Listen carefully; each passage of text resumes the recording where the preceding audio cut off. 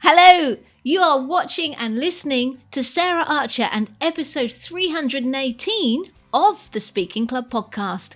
And I want to open this show with a quote from fashion designer Oscar de la Renta. He was the first designer from the Dominican Republic to achieve international fame, and he styled celebrities, first ladies, and royalty. And this is what he had to say. Fashion is about dressing according to what's fashionable. Style is more about being yourself. I started this podcast for two reasons. Because I want to help people recognise the power of stories and humour in speaking, and because I believe it's your message that counts, not the number of ums and ahs you use. There are some organisations that want to create robot speakers. They want you to sacrifice your personality in order to speak perfectly. But I want to let you know that you can be yourself and a sensational speaker. So, if you want to be a speaker that connects and engages authentically through stories, a speaker that gives value as well as a great performance, then welcome home. Hey, welcome to the show. It's great to be back with you. I hope you're well. I hope you're having a brilliant start to the year. Things are very strange everywhere, but we keep on going. And we get out there, sharing our message, transforming people's lives, getting on stage, and I hope that you are moving forward in your speaking journey. I love that quote from Oscar de la Renta, style is about being yourself. And that's what I'm all about. Being your authentic self on stage, bringing your authentic personality and your unique stories to inspire people, move people, get people into action. And also, making some moolah for yourself while you're doing that. Although the people that I work with, first and foremost, they're mission driven. Probably you are too. Anyway, one of the things that I emphasize with the people that I work with on their signature talk is that when it comes to speaking, you are the writer, the director, the producer, and the performer. And you are putting on a production for your audience. And if we continue with that metaphor, you're also responsible for costume and styling, which is also a critical element of your speaking. I mean, there are the fundamentals of making sure that you're comfortable and you feel able to fully express yourself when you're speaking. But also, you need to consider how you want to express yourself and how that aligns with your message. Now, this is something that I am not equipped to help you with. Fashion and style, not my bag. But I brought someone onto the show today who is eminently qualified to get you looking fantastic and feeling fantastic on stage. And that is Kay Korsh. Now, Kay has worked with fashion royalty. Think Prada, Tom Ford, Burberry, and now she brings that style savvy to professionals and speakers who want to show up with more confidence, more authenticity, and have a whole lot more impact. And through her company, Mind Over Fashion, Kay helps people discover their true style so they feel like themselves, only elevated. And they use their wardrobe as a secret weapon to connect with their audience. So if you have ever stood in front of your mirror or wardrobe wondering whether to go polished pro or quirky creative, or you've walked on stage and realised halfway through your talk that your waistband's digging into your tummy, this is the episode for you. Let's dive in and discover how your clothes can speak just as loudly as your words with the fabulous Kay Korsh. Welcome to the Speaking Club, Kay Korsh. Thank you very much for having me, Sarah. It's an absolute pleasure. This is going to be a popular episode, I think, because who doesn't want to look good and connect with their audience on stage? So let me start let's fill in some background. I want to ask you, what got you started as a stylist? Well, I've been interested in fashion ever since I remember, which is weird because nobody else is in my family is into fashion or creative at all. I grew up in Soviet Union, and so I always wanted to be a stylist, even before I kind of understood the difference between a stylist and a designer. Do you know the difference between the two? Because it's can be a I bit think subtle. I think it would be useful if you made that distinction for well, for me and for other people listening, maybe. So designers are people who invent new designs, new clothes, maybe using different fabrics and silhouettes. And stylists take all of the clothes which have already been made and combine it together and then apply it. They either, I guess, specialize in just putting outfits together on models or working with real people or different brands. So there are Ah, different things stylists can do, but it's ultimately just combining existing clothes together.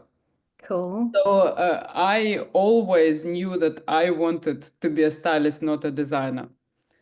How did you get into it? Is it something that's easy to get into, or was it a challenge? I wouldn't say it's easy because it's one of those industries which are really oversubscribed. Because, as you said, this episode is going to be interesting for people because fashion and style is something which is exciting and creative and obviously draws people in. So, a lot of people, for various reasons, want to work in fashion.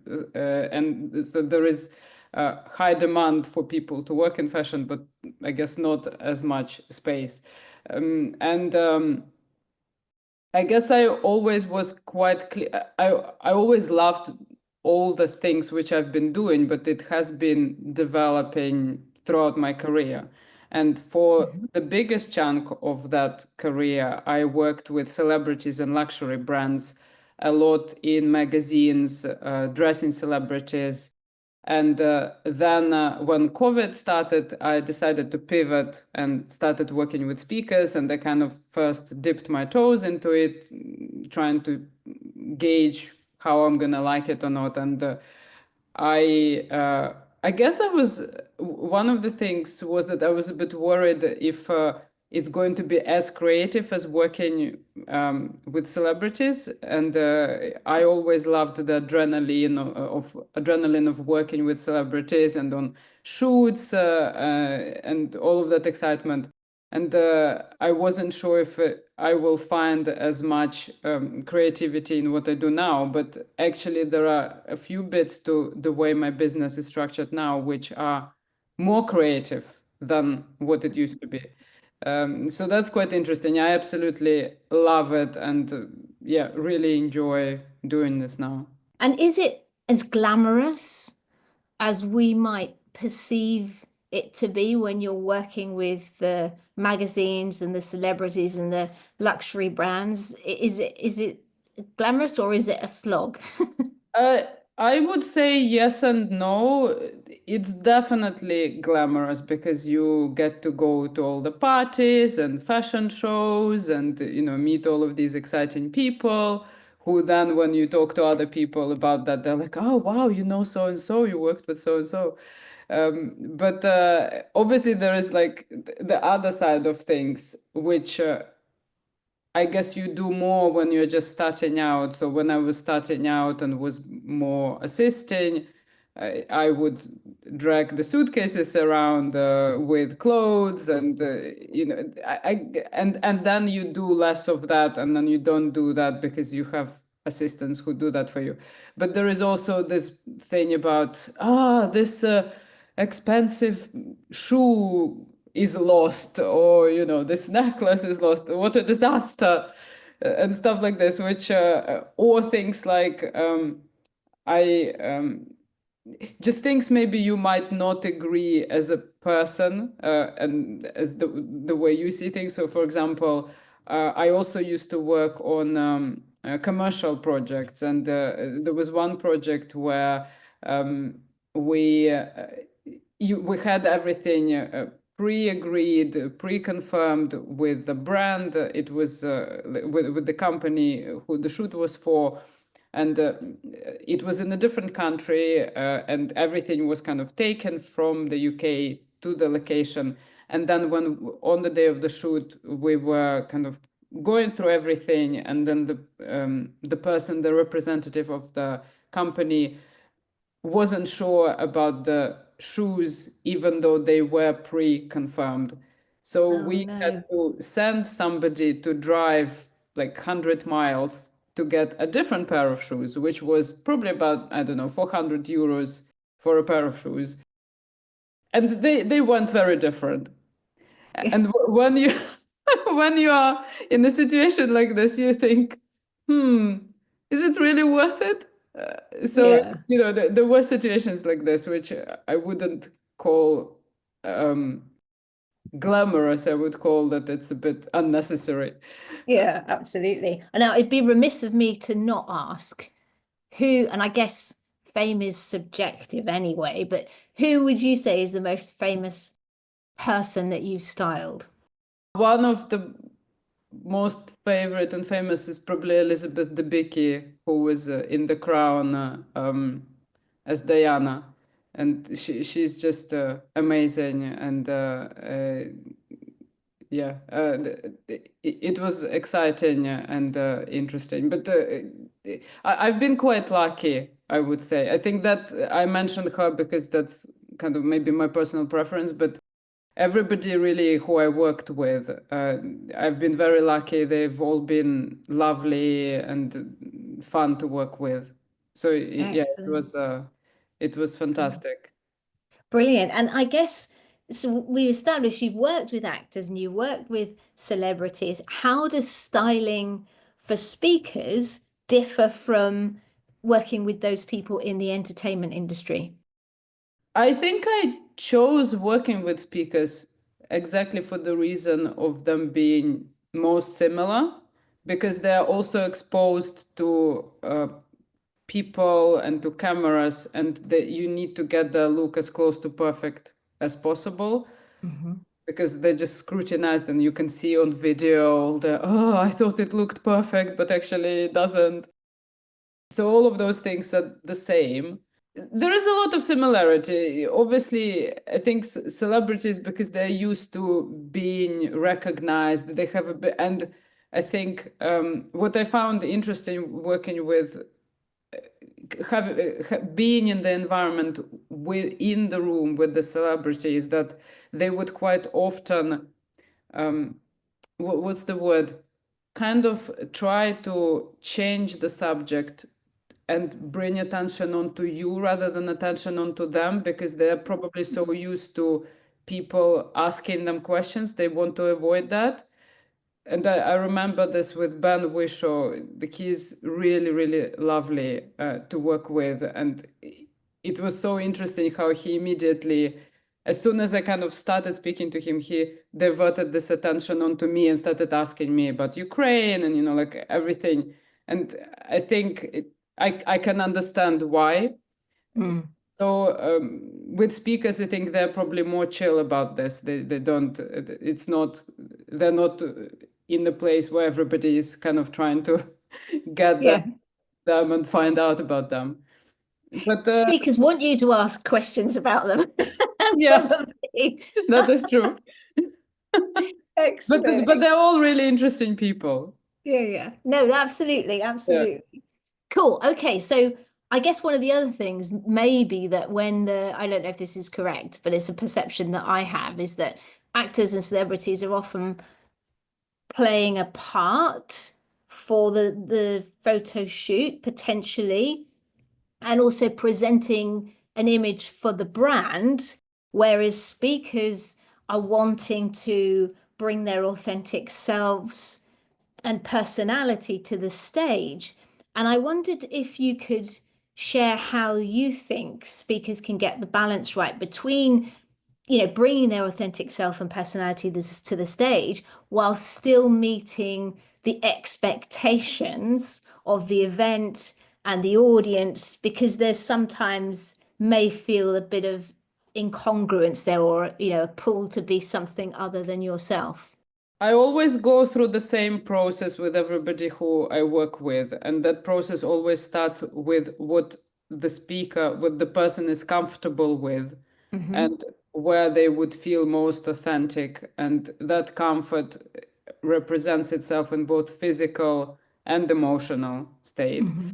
So we kind of go through questions on how to identify what they actually like, to just bringing it into their consciousness. And only after that process, we turn to the audience and we think how to make sure that their look is aligned with their messaging, and how to make sure that what the audience is thinking is the same as what they want the audience to think, rather than something completely different. Because if the audience thinks about something else, they're going to be distracted, so they won't be able to listen. And I guess this is kind of the answer to your question. You always start with yourself to make sure that you do feel comfortable and authentic. And then you're trying to marry the two. So you're trying to meet somewhere in the middle. And when I work with somebody, it's me and the speaker and the audience. All of those things have to meet somewhere in a place where all of us are happy with the outcome. Because initially the audience doesn't know, or the people who are seeing your brand, clients who are seeing your brand online, you being the face of your brand, they don't know what they're going to see. So you can create the story. So you are in control of making sure that you are happy with this and they are going to understand what you're talking about. Essentially, I am pulling, when I'm working with people, I'm pulling all of those images out of my head as a computer. Okay, what do you like? What do you want the audience to see? These are the ways to achieve that, and we are finding that place. Excellent. Yeah. I can't imagine, like, for me, having to go on stage and wear heels would not only be uncomfortable for me, but could lead to a terrible accident in front of you. So I get that whole being comfortable, but balancing it. I like the way that you start with the speaker first. I think that's important. And you're also a speaker. So Yeah. for your own, when you go on stage, what's your sort of process? What do you how does it work for you as a speaker? What are you comfortable with? And then how do you want the audience perceive you? And I guess being a stylist, maybe there's an additional bit of pressure there. I don't know. How does it work for you? First, I freak out because I think everybody is going to think I need to look perfect. um, it's I would say I've really discovered my own style when I started teaching people, because before I started what I'm doing now, I never had to explain like how, like which way things work, why do these colors work, why do these shapes work. So over the period of now, what has been, I think, 5 years, I developed all of those materials, and I learned how to explain this to people. But along the way, I was obviously questioning it for myself as well, and understanding what my body type is and things like that. And so now, because I'm in a really good place where I know what works, my wardrobe really consists of the things which work.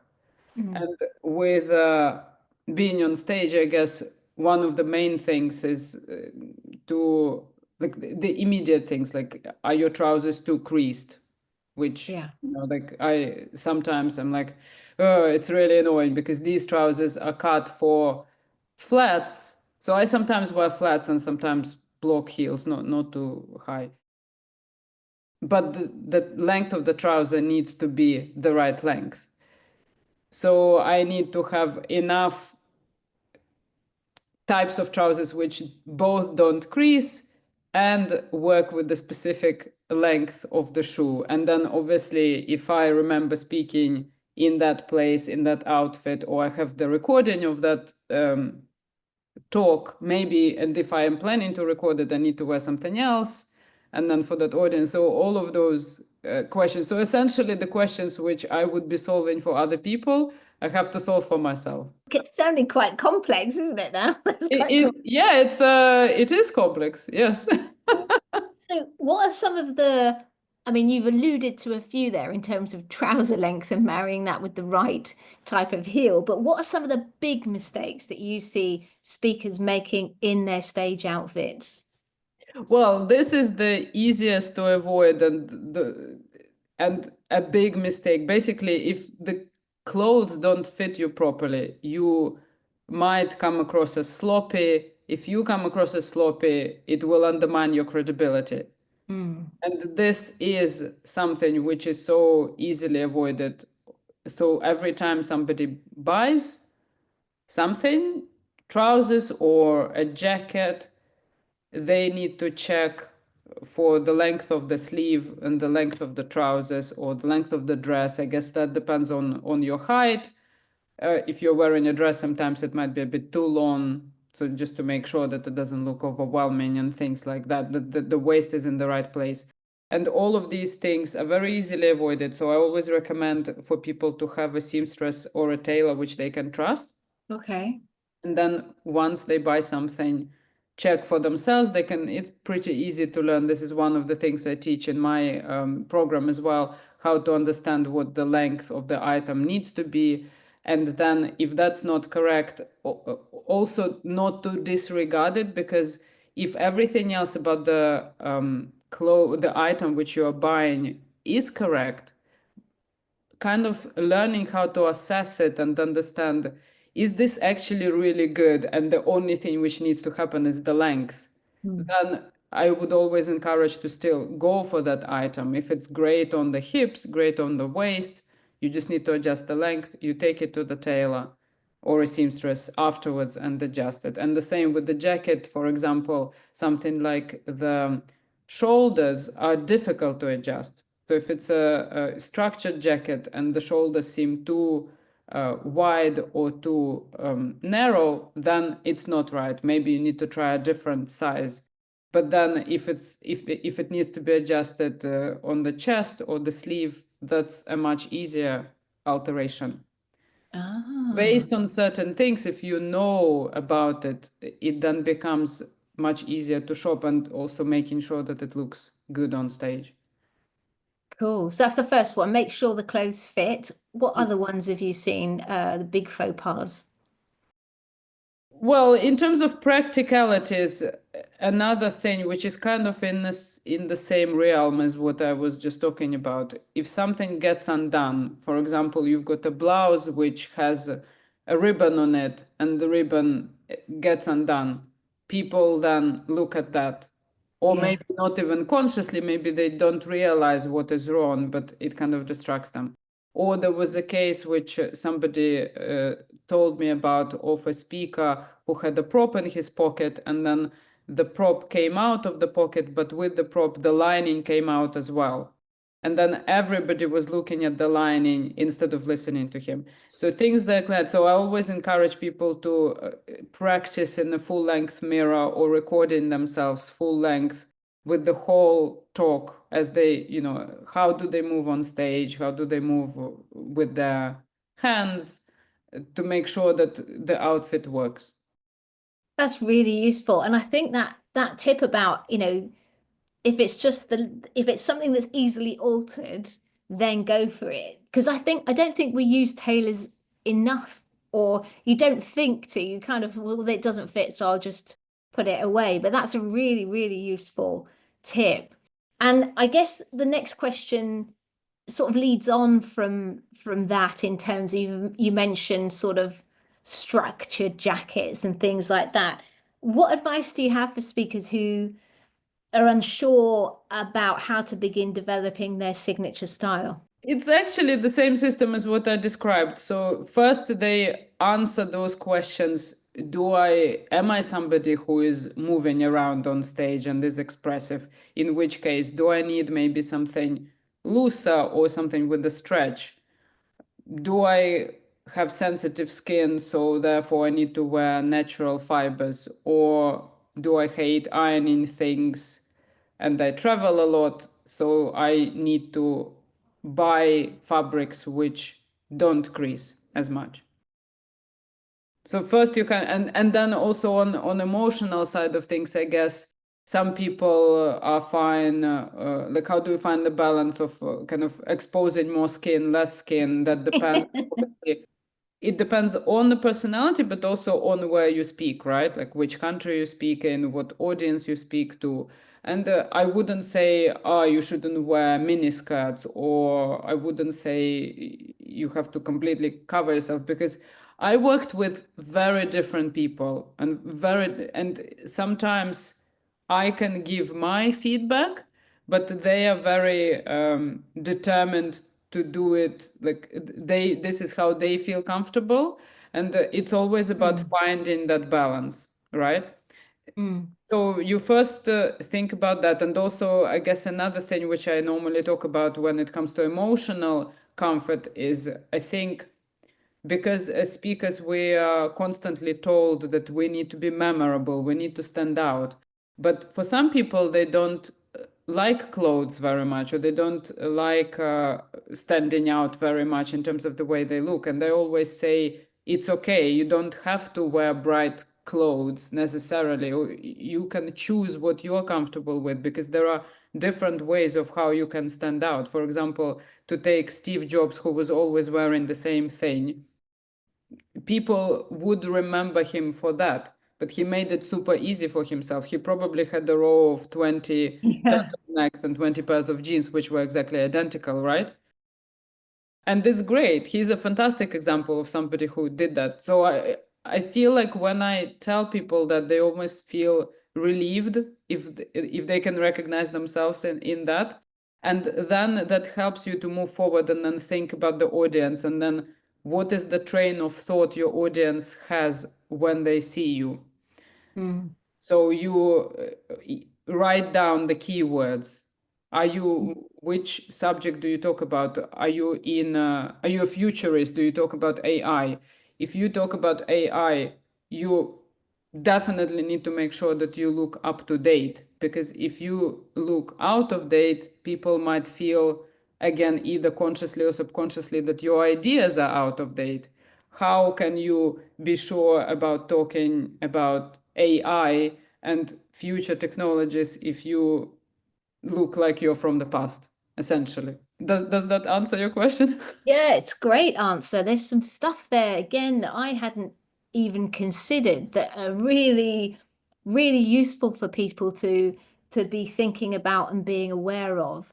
And I think the whole sort of thing that's coming across to me is around don't let your outfit be a distraction from the message that you've got to share. So it's got to support and complement and also make it easy for you to deliver it, but not for it to be a distraction. And it reminds me of when I used to do stand-up comedy, and as a woman doing stand-up comedy, you had to be super careful around how you dressed, because in fact most stand-up comedians who are female tend to dress down, because what you wear on stage as a comic can be a distraction from your material, in terms of, especially, women are saying, well, looking at you, and men are evaluating. So I don't know, it's something that female comics always sort of considered, and I think it's the same, but almost to another level as a speaker. So yeah, some brilliant tips there, Kay. Thank you so much for sharing those. One of the things that I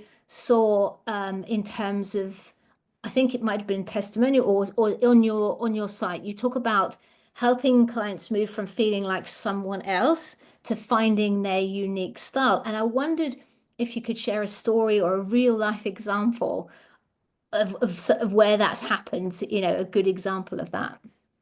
Well, a really good example is when I won't name the person, although she probably wouldn't mind, but um, when we worked on her style, she then secured like her biggest client, and the feedback from the client was that the reason why they chose her is because she stood out amongst everybody else in her niche. So when before they met her for a call or anything, they just picked her based on the pictures, because she looked really authentic. And she's Wow. in a sales area. So she teaches people how to sell without kind of being cheesy. Yeah. And probably, again, if we think about, and this exercise, it's really, really good for everybody who is listening now to do this with their own niche. If you are, for example, if you are a person who teaches how to sell, what is the immediate? You tell me now. What's the immediate? What would that person look like? The perception might be that they are, um, yeah, very flamboyant, very loud colors, sharp. I don't know, like, stylish, that sort of thing, I think would probably pop into my mind. Exactly. This is exactly it. So it's normally confident, in a suit, Yeah, kind of flamboyant because of the confidence. They're flamboyant because of the confidence they're wearing a suit. She, on the other hand, because she teaches specifically how to sell mindfully and yeah, not to be easy. We dressed her in something which she was comfortable in, no heels, natural fabrics, kind of more coming from it from the perspective of mindfulness and meditation, all of this kind of stuff.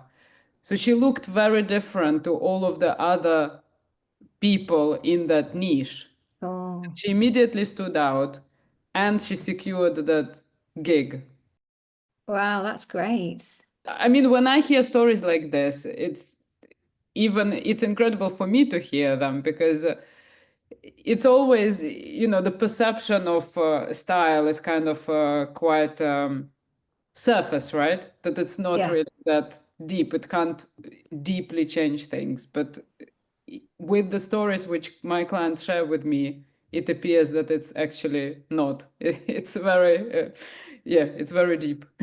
That's really cool. That's such a big transformation in terms of, and like that, standing out, but standing out in a way that's authentically you. That really is a great thing. So I've had my colors done, and I know that it can play a significant role in fashion in terms of what we pick and how it, complements us and suits us. Is there a way for speakers to use color strategically to enhance their presence and impact on stage? We might have covered it a little bit, but just I thought I'd ask and check in with you. With quite a few things in within style, sometimes doing them can bring more harm. Doing them wrong or applying them wrong can do more harm than not doing that at all. For example, with colors, when yes, so a lot of people ask me this: should I use my brand colors in my wardrobe? And that's a really good question because as a speaker, you want to be memorable, and that's just another hook for the audience to remember you by if you're wearing your brand color. But there are a couple of things to consider here. One of them is if you, for example, if your brand color is green, what kind of green is it? Because there are loads of greens out there. There's a turquoise, a mint green, olive green, khaki green, dark, light, and so on. If you are wearing a different hue, people are not going to make this connection. If you start mixing different greens in the outfit, that is definitely not going to work because they're going to clash together. You need to learn how to find complementary colors, and I actually have a free resource on that, which I can share with you. Maybe you can put it in the show notes. But so that's the first thing about just making sure that people are going to make that connection. And then another thing is, does that work with your complexion? If it doesn't work with your complexion, you're gonna look drained. That's Mm. not great for you because it's important for a speaker to look radiant for the videos and all of this. And actually, a third thing is what I see. One of the things which bugs me, especially, is when people start overusing the color. And for example, if your brand color is purple, and then you just wear purple shirts all the time, that becomes a bit too like a costume. So it's always good to Mm. have that balance where you come across as somebody who knows what they're doing and you are confident enough to juggle with those ideas in the same way as when you're on stage speaking and you have in your bag of tricks, something with the tech is happening, this is what I'm going to do now because I'm confident and I can just like take it out of my hat and, you use the tricks. In the same way with style, you want to come across as kind of off the cuff rather than Mm. too stylized. Yeah, yeah, I get you. So it's good to know a variety of colors which work and then kind of bring them all together. Yeah, that's that. Yeah, and you don't want to go on stage looking like a clown or like someone's been sick all over you, just so that you stand out for sure. Excellent. Okay, and then how important are accessories in styling an outfit for, for stage as a speaker? And accessories is another subject which is kind of the same. I would rather you didn't use any accessories than used the wrong ones. Yeah. This is where I talk about being current and being out of date, because that can really show if you're wearing accessories in a way which is out of date, like outdated, then it's going to spoil your whole look. So essentially, accessories can either make it or break it when it comes to your outfit.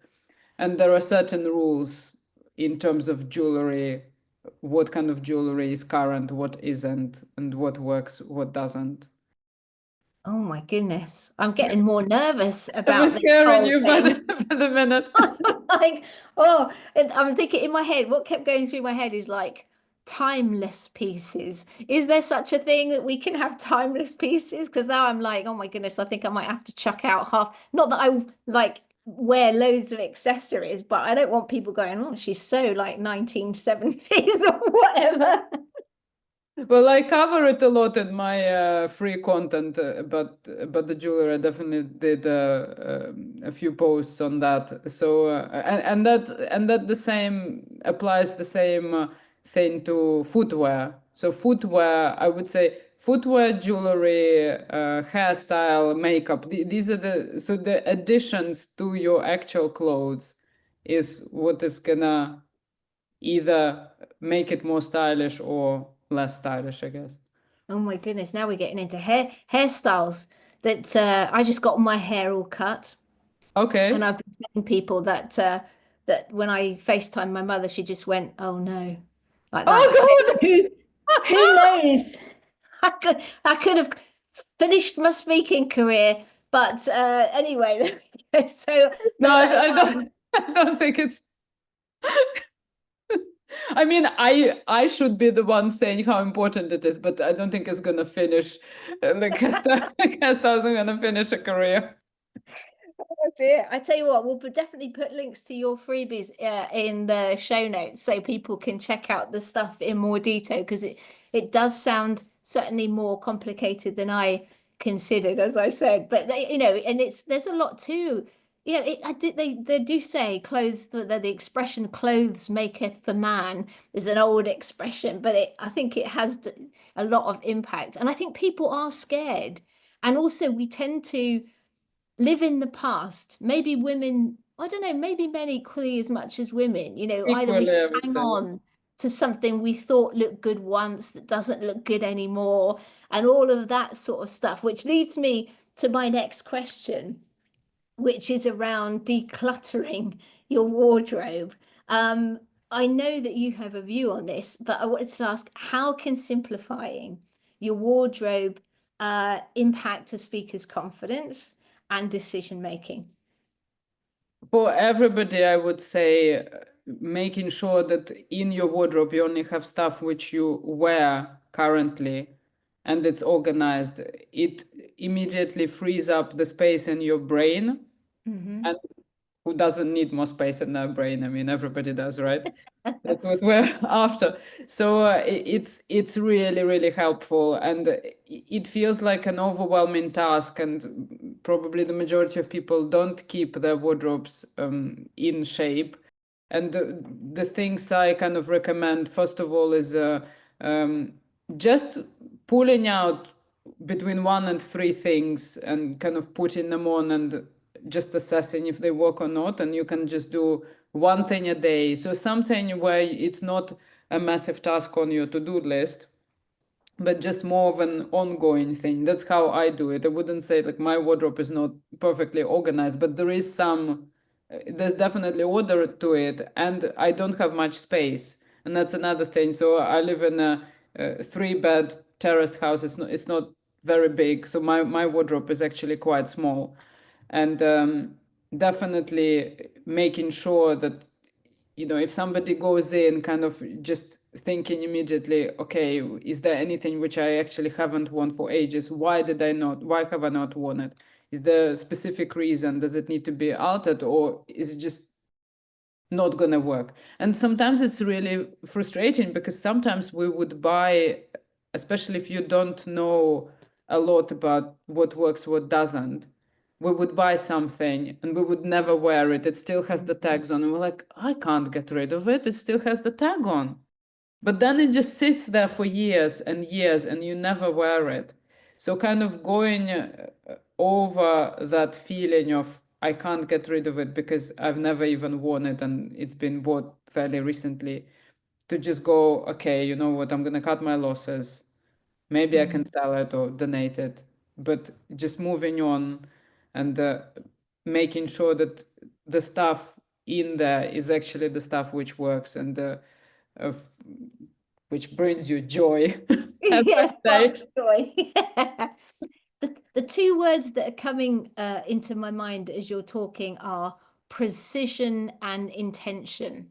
And I think, as you say, we can be almost like not misled, not we tend to sometimes focus on the wrong things, the price of something, if it's in a sale or great advertising, or I saw a TV program with someone in a suit that I thought, oh, that looks smashing, I think I'll get one like that, without even thinking, like, is that gonna suit me? She's like an ironing board and I am not like an ironing board. Probably not gonna work. But that idea of being focused and precise and intentional about what we're wearing, rather than just buying for the sake of buying. I think that's what's coming across to me.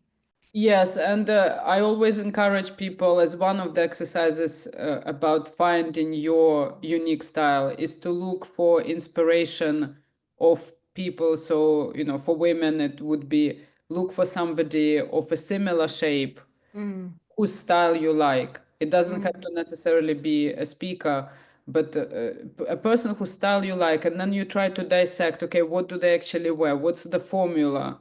How mm, do they actually repeat that formula? Do they wear things which are fitted on the waist, or do they wear, is it tops and bottoms, or is it primarily dresses? Kind of trying to dissect those mm, people's style and making boards, as the majority of speakers would generally use Canva for their LinkedIn maybe content or something. So you can use Canva to create visual boards with that inspiration. And the same applies to male speakers. They can, if they are tall, they would look for somebody who is tall, whose style they like, and or if they are shorter, then look for somebody who, like different shapes, looking for similar type body shape. that's really good tip, actually. Not looking at the sort of the models or whatever and thinking that's going Oh to work yeah, for me. And no, that is, I've worked with models. Uh, they're like aliens. It's completely different breed. yeah, the exception rather than the rule, basically. Yeah, Yeah. definitely. Cool. And so we've talked about prices and wardrobes and stuff like that. I guess, especially when people are starting out, they may be on a budget. What are some of the cost-effective ways to elevate your professional appearance? Well, a lot of people I worked with, they didn't even have to buy much stuff. Sometimes Oh, it's just seeing what they already have and then adding a couple of things to it can make the whole difference. Having the right pair of trousers which fits you well, plus, you know, or again, a top to complement the bottom. So whatever mm, it is for that person. And one thing which I see and hear over and over again when I go through people's wardrobes, and we always find combinations which they didn't think of.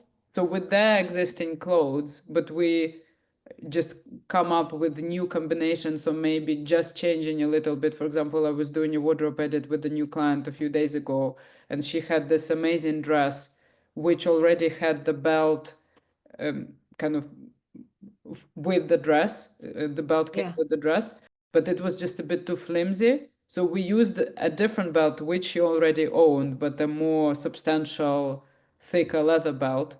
And it just had completely different look. And all of a sudden it worked, and we paired it with different footwear from what she was thinking of, again, from her existing wardrobe.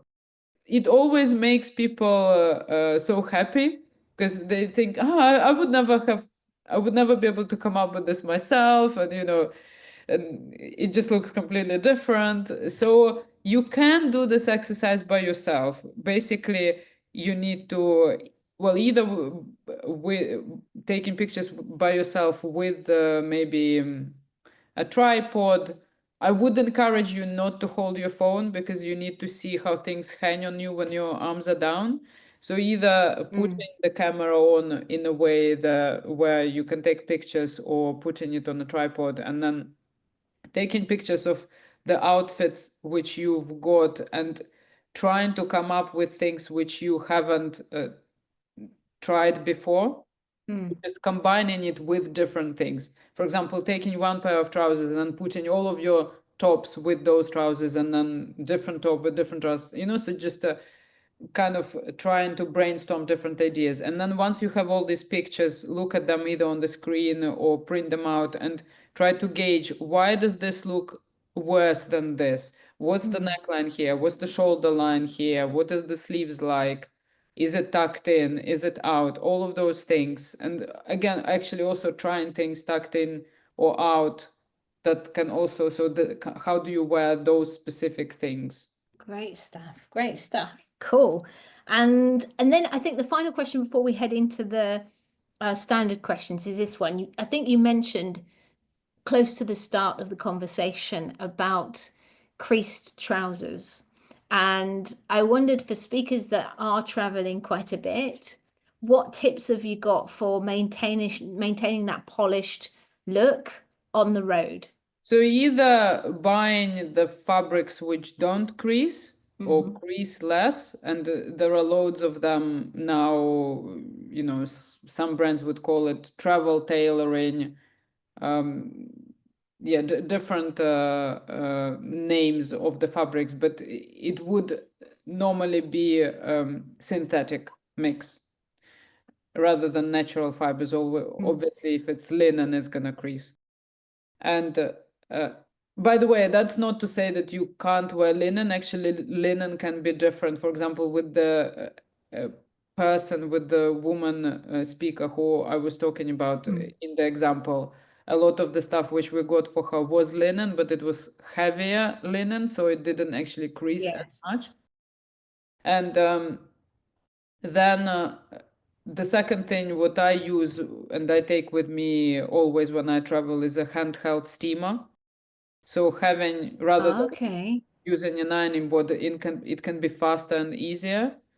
It does depend on the fabric, but generally handheld steamer is quite a good investment if you have to travel a lot.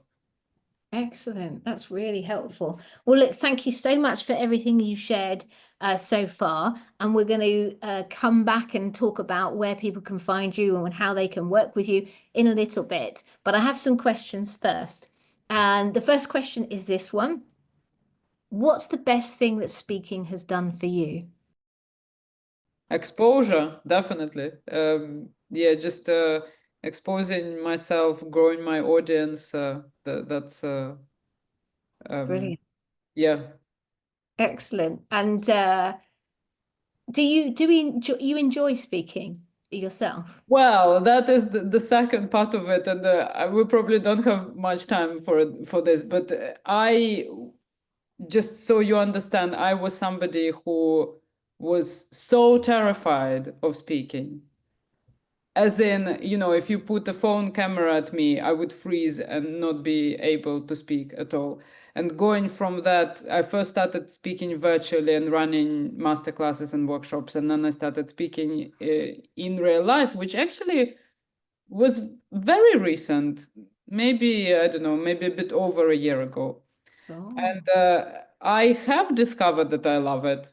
I never thought I would, but I think feeling that energy and kind of feeling that people enjoy what they hear and find it useful and insightful, that, yeah, I honestly can say every time I go on stage, I really enjoy it. There's not a buzz like that sort of energy exchange when you're on stage, and you can see the effect that your message is having on people. And yeah, I often find that the people who are most nervous and then break through that and step on stage, you can't get them off it after that. They're just like, yes, I want to do more. But I'm really pleased that you have had that same experience. Okay, question number two. What's the book that's had most impact on your life and why? A couple of different books. One is The Gifts of Imperfection by Brené Brown. Okay. Amazing. I am a perfectionist. Try not to be. Absolutely brilliant book. The second one is Chatter. I'm trying to remember the author now. I will not remember now, but it's called Chatter, and it's Mhm. about the voice in our head. Excellent book. It's just been a while. That's me talking about it, so I forgot the author, but I can find that out for you. Yeah, we can find it and put it in the show notes. And why is that something that you've struggled with, Kay, in the past? Yes, 100%. I think, well, I also have been on a journey working with the therapist as well on overcoming. Uh, so the therapist, her kind of specialist specialist area is in self-compassion. Mm, And so I worked a lot on myself in that way. So to learn to be compassionate towards myself, and that was absolutely transformational to my whole life, to my business life and personal life, without a doubt. And where was I? Yeah, so with the chat, I think now it used to be that I would go in loops of, kind of going over and over again about a certain thing which happened mm, and beating myself up for this, to now kind of I still have the cycles, but they're just much shorter, much smaller, yeah. yeah, cycles. And I actually took the book Chata. I took a couple of things from that book, which I now teach my clients and people in my program about, the way they look, how to overcome that, Mhm. because obviously we tend to kind of generalize and catastrophize. I just look bad and everything. So how to break from that? Yes, I think there's such a lot of negative self-talk around image that is probably a really, really important aspect of what you do with people. I didn't realize that, but that's great. Oh, thank you for sharing that. That's really brilliant. Okay, what's the best bit of business advice you've had and why? I can't pick one. Uh, I work with amazing people. I have now two business coaches, and it's just really incredible. I'm trying to think of one piece of advice. I think letting go. I think people tend to spend time kind of doing one thing, and then it comes out that they invest, for example, if somebody invests lots of money in their show reel and their website, and then they don't really see the return on that, so kind of maybe seeing beyond that, and rather than trying to make it perfect. Yeah, that's it. I think it comes from the place of all of, or the majority of business owners being perfectionists. So overcoming that and just doing it, this is good enough for now, and I need to concentrate on different things and trying to think about things which will bring you revenue fastest, I guess. Uh-huh. Or in the smart, I guess it's about fastest, but also there's like a longer term game. Yeah, that makes absolute sense. I think that's it. Definitely done. I struggle with this. The two things I remember is done is better than none, Yeah. and go for B minus because otherwise things just sit. not getting done. So yeah, that's really, really useful. Okay, last question, Kay. If you could have one mentor, they can be alive or dead, fictional or non-fictional, who would you choose and why? Oh, that's tough as well.